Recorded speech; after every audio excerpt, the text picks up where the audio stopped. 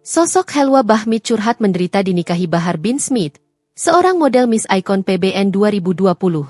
Helwa Bahmid, seorang model yang baru-baru ini menjadi perhatian publik setelah pengakuannya mengenai kehidupan rumah tangganya dengan seorang tokoh agama mencuat ke permukaan. Helwa membagikan curahan hati mengenai pernikahan sirinya dengan seorang penceramah, Habib Bahar bin Smith berujung penelantaran. Selama setahun terakhir, Helwa mengaku menderita batin.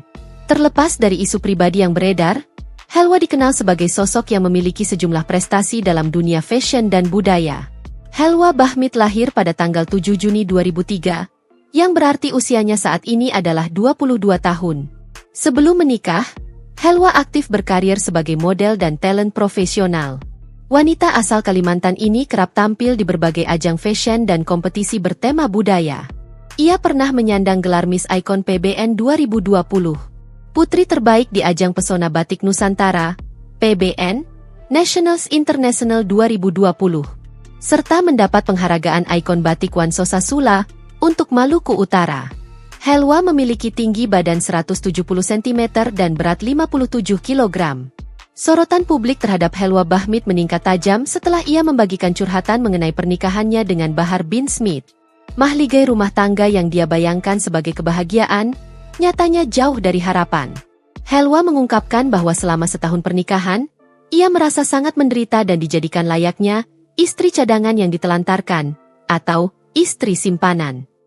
Happy anniversary sayang, gak nyangka ya kamu menutupi pernikahan kita udah 1 tahun dan selama 1 tahun ini hidup aku penuh kamu buat menderita. Terangnya dikutip dari unggahan akun Instagramnya, dikutip pada Minggu, 16 November 2025. Curahan hati yang ia bagikan di media sosial ini menyoroti di mana ia merasa tidak mendapatkan bimbingan agama, tidak dihargai sebagai pasangan, dan hanya dicari ketika sang suami membutuhkan hal tertentu. Helwa menjelaskan bahwa tekanan mental yang semakin berat menjadi alasan ia berani menyuarakan kisah rumah tangganya tersebut ke publik. Helwa merasa segala kekecewaan sudah diterimanya selama awal pernikahan dan komunikasi dengan suaminya pun sangat sulit.